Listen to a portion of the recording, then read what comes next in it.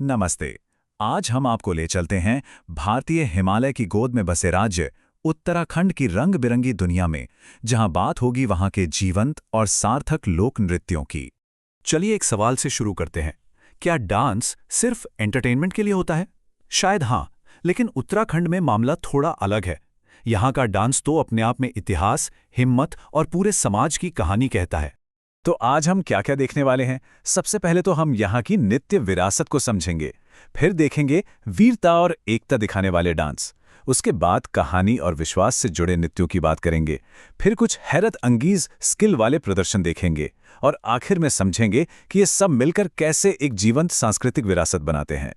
तो चलिए सफर शुरू करते हैं। देखिए, उत्तराखंड के जो लोक नृत्य हैं वो सिर्फ मनोरंजन नहीं है, बल्कि वो तो हिमालय की अपनी धुनें हैं। हर एक कदम, हर एक ताल पीढ़ियों से चली आ रही परंपराओं और भावनाओं को आवाज देता है। हमारा पहला पड़ाव है वीरता और एकता। हम उन नृत्यों पर नजर डालेंगे जिनमें आपको युद्ध के मैदान का जोश भी दिखेगा और गांव के अपनेपन का एहसास भी। एक कमाल की सामूहिक ऊर्जा होती है इनमें।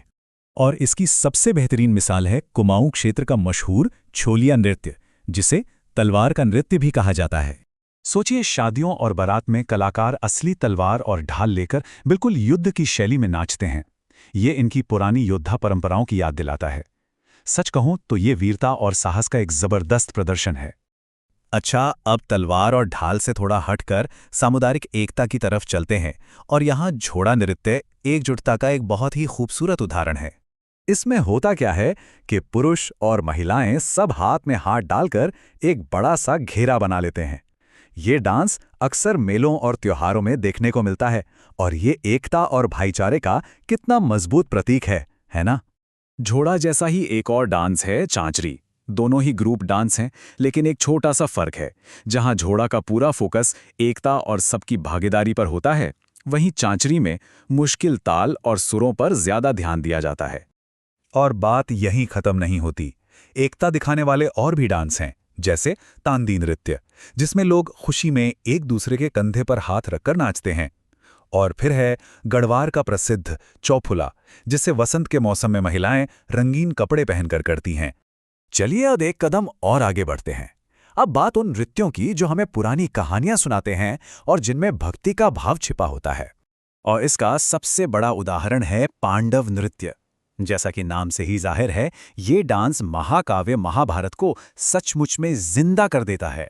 तो होता यह है कि ये नृत्य पूरी तरह से महाभारत की कहानियों पर आधारित होता है, खासकर पांडव भाइयों की जिंदगी पर। इसमें सिर्फ नाच नहीं होता, बल्कि एक्टिंग और डांस का एक जबरदस्त मेल होता है, जिसका बहुत गहरा धार्मिक महत्व है। इसी तरह भक्ति से जुड़ा एक और डांस है भगनौल। ये कुमाऊं क्षेत्र का है और इसे सीधे सीधे देवी देवताओं की पूजा के तौर पर किया जाता है। अच्छा, अब तैयार हो जाइए कुछ ऐसा देखने के लिए जिसमें कमाल के शारीरिक कौशल और अनुशासन की जरूरत पड़ती है। मतलब संतुलन और शक्ति का असली खेल। जरा सोचिए, एक अकेला लंबा सा खंबा, बस यही एक चीज एक बेहद रोमांचक प्रदर्शन का सेंटर पॉइंट बन जाती है।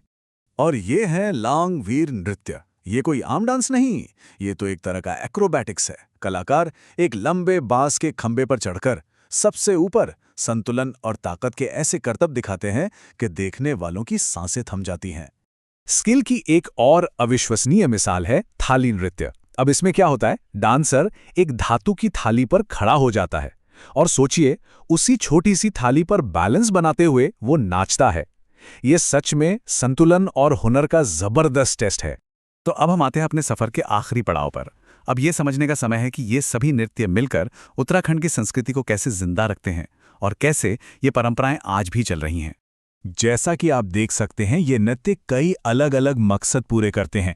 कुछ में वीरता झलकती है तो कई एकता का संदेश देते हैं, कुछ कहानियां सुनाते हैं तो कुछ आस्था जताने का जरिया है, और कुछ तो बस कमाल के स्किल का प्रदर्शन है।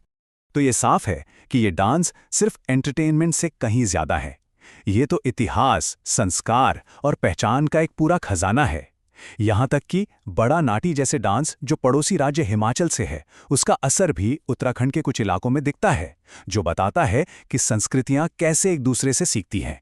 तो चलिए इस विश्लेषण को इसी सवाल पर छोड़ते हैं कि आज की इस मॉडर्न दुनिया में ये जीवंत परंपराएं किसी भी संस्कृति की कहानी को जिंदा रखने में क्या भूमिका निभाती हैं, इस पर जरूर सोचिएगा।